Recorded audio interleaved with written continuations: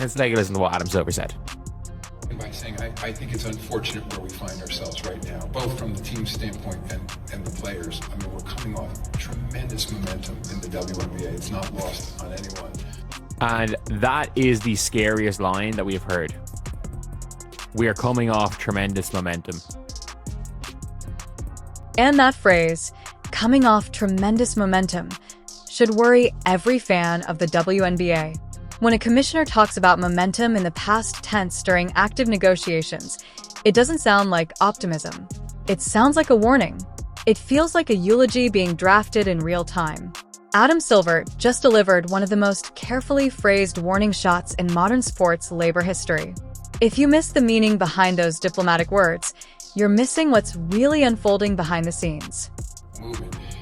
I'm not ready to set a drop-dead date, but I will say, as I look at the calendar and the amount that we need to get done, really over the next 2 months, because training camps are scheduled to open roughly 2 months from now. To your point, we have to get not one but two drafts done. We have an expansion draft and a collegiate draft, and then we need to fit in free agency. Plus, also, what the fuck is the collegiate draft? Like, what is the collegiate draft? That is not a thing.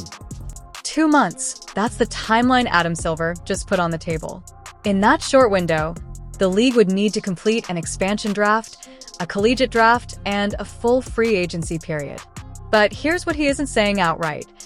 They don't even have a collective bargaining agreement in place to support any of that. Training camps for the WNBA are scheduled to open in about 8 weeks from when he made those remarks.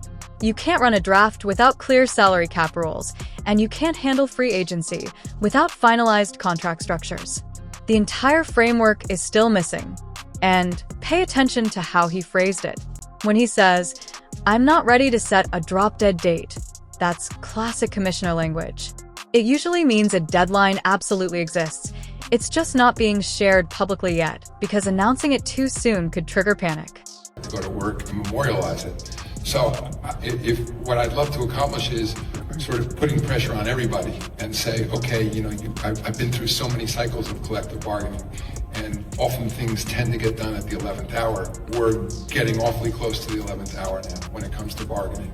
I'm encouraged there has been more back and forth over the past few weeks. I think there's been, more direct engagement from players and team owners.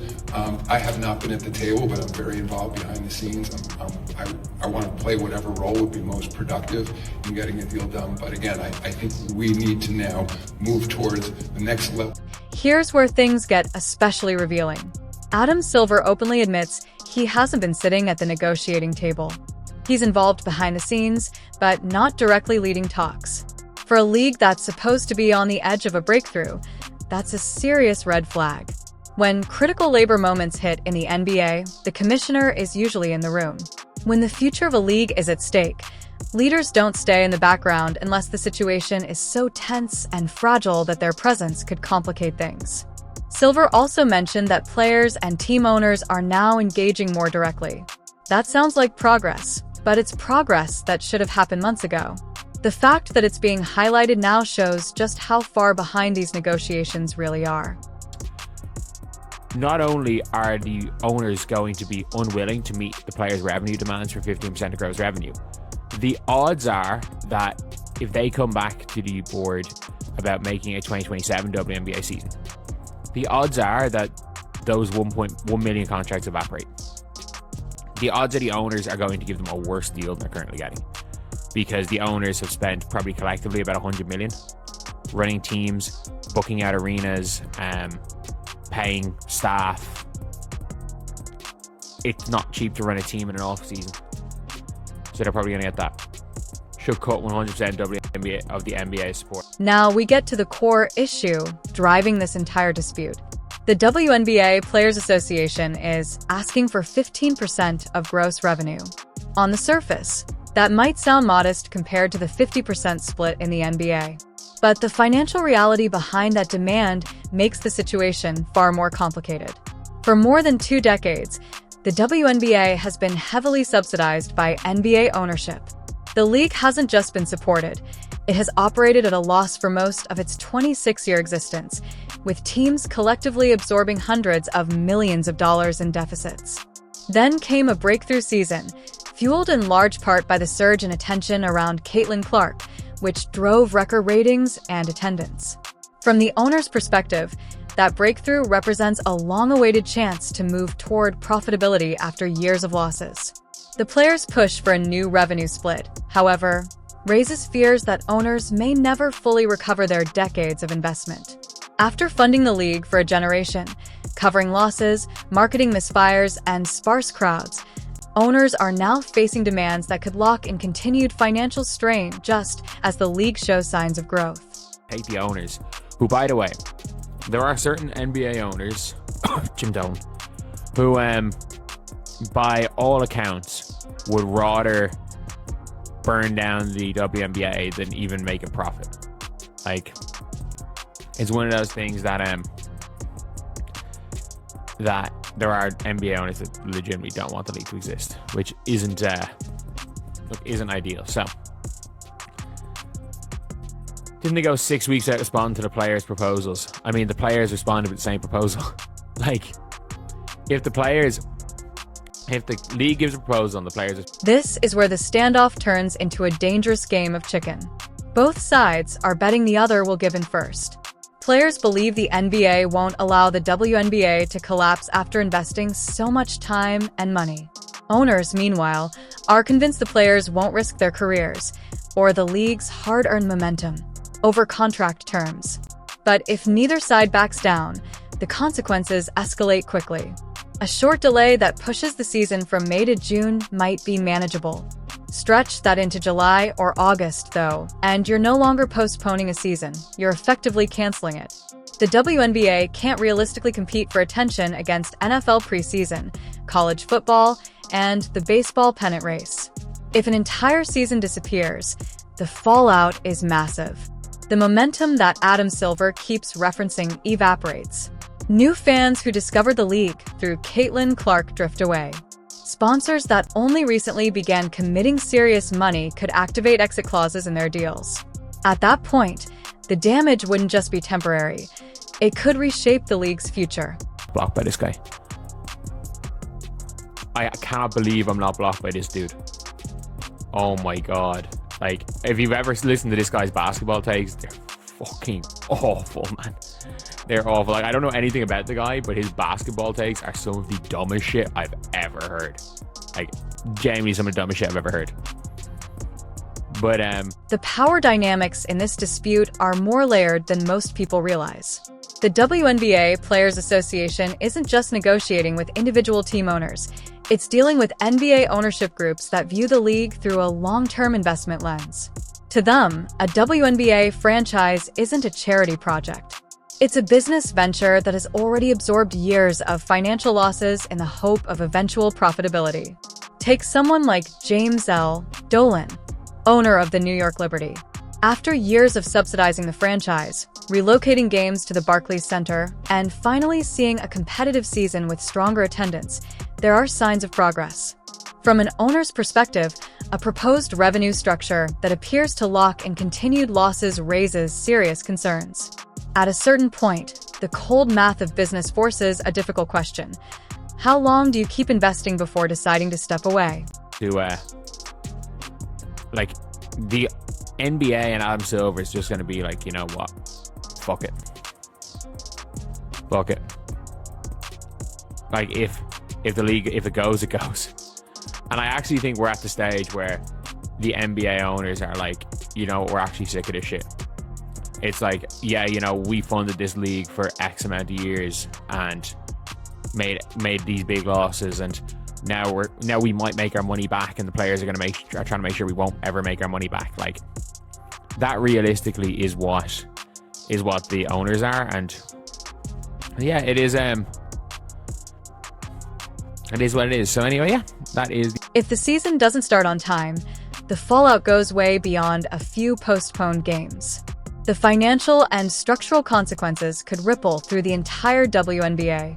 First, Owners have already committed roughly $100 million combined to arena bookings, staffing, training facilities, and preseason operations.